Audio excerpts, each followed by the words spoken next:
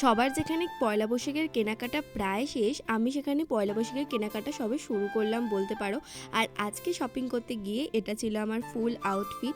আসলে আমরা চলে গেছিলাম জুডিওতে কিছু কেনাকাটা করবো বলে, মেনলি না আমার কিছু জিন্সের প্রয়োজন ছিল, সেজন্যই দেখতে গেছিলাম। আর কি বলতো, আমি এখানে ফটো তুলছি বা ভিডিও বানাচ্ছি, আর চিন্টু ওখানে আমাকে এনে এনে দেখাচ্ছে যে কীরকম তুই নিবি, আর আমি ওকে চুজ করে বলছি।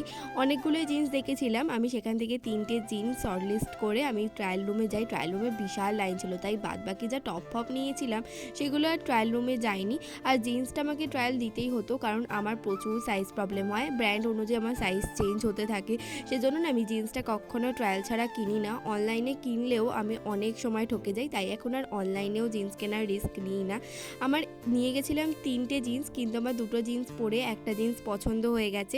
আচ্ছা, আমরা আর কি কি নিয়েছি সেটা তোমাদেরকে পরের কোনো ভিডিওতে দেখিয়ে নেবো। আজকের মতন